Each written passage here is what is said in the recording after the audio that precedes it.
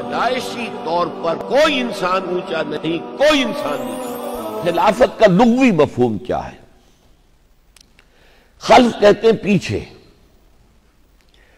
چنانچہ قرآن مجید میں اللہ تعالیٰ کی صفت بیان ہوتی ہے، یعلم ما بین ایدیہم وما خلفہم۔ اللہ تعالیٰ جانتا ہے وہ بھی جو ان کے سامنے ہے اور جو کچھ ان کے پیچھے۔ اسی طریقے سے فرعون جب غرق ہو رہا تھا اور اس نے کہا تھا کہ میں اب ایمان لاتا ہوں، تو اللہ تعالیٰ نے فرمایا تھا آلان، اب ایمان لاتے ہو؟ اب ایمان لانا معتبر نہیں ہے۔ الیوم ننجیک ببدنک، اب آج ہم تمہارے اس بدن کو تو نجات دے دیں گے تمہاری موت کے بعد، لنجعلک لمن خلفک آیہ، تاکہ تجھے ہم جو پیچھے آنے والے لوگ ہیں ان کے لیے نشانی بنا دیں۔ تو خلف کہتے ہیں پیچھے، بعد میں آنے والا۔ اسی اعتبار سے ہم لفظ استعمال کرتے ہیں، سعادت میں بیٹا ہو تو خلف الرشید، اور اگر اس کے برعکس ہو تو ناخلف۔ یہ الفاظ ہماری اردو زبان میں بھی مستعمل ہے۔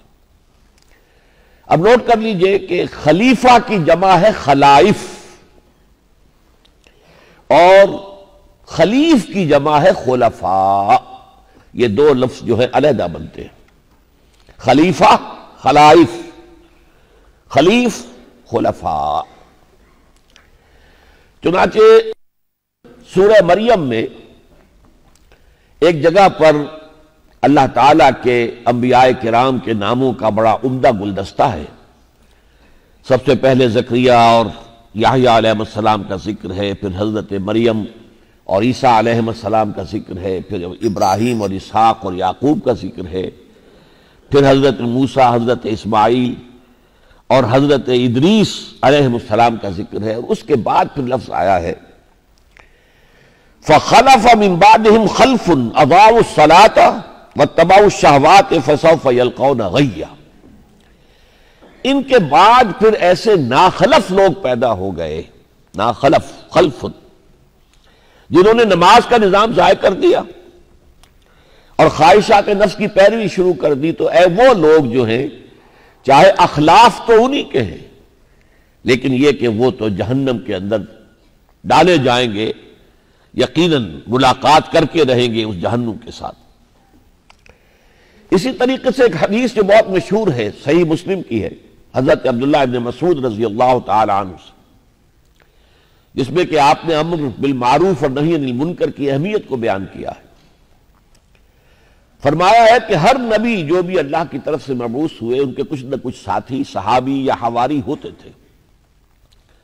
وہ کیا کرتے تھے؟ اپنے نبی کی سنت کو مضبوطی سے تھامتے تھے اور ان کے فیصلوں کے مطابق عمل کرتے تھے۔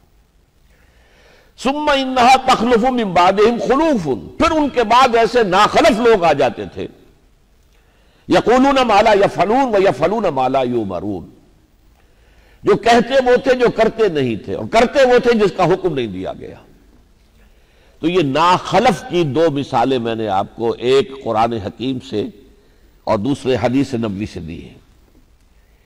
اب ان الفاظ کا جو استعمال ہوا ہے قرآن میں، اور اس میں یہ کہ پیچھے آنا اور ساتھ ہی حکومت اور اقتدار کا ملنا، یہ دونوں چیزیں شامل ہو جاتی ہیں۔ چنانچہ وَاذْكُرُوا إِذْ جَعَلَكُمْ خُلَفَاءَ مِن بَعْدِ قَوْمِ نوح، سورہ آراف میں فرمایا، حضرت ہود علیہ السلام نے اپنی قوم سے کہا یاد کرو جب کہ اللہ نے قوم نوح کے بعد تمہیں خلفاء بنا دیا ہے۔ ایک تو یہ کہ حضرت نوح کی قوم کے بعد قوم عاد جو تھی، وہ اس نے بہت ترقی پائی، بہت عروج پایا، اور ان کے بہت بڑی سلطنت قائم ہوئی۔ تو نوح کے بعد بھی آئے اور پھر انہیں زمین میں خلافت ملی، حکومت ملی۔ اسی طرح اسی میں فرمایا ہے وَاذْكُرُوا إِذْ جَعَلَكُمْ خُلَفَاءَ مِن بَعْدِ عَادٍ، یہ حضرت صالح علیہ السلام نے اپنی قوم سے کہا تھا، سمود سے، کہ یاد کرو جبکہ اللہ نے تمہیں خلفاء بنا دیا ہے قوم عاد کے بعد۔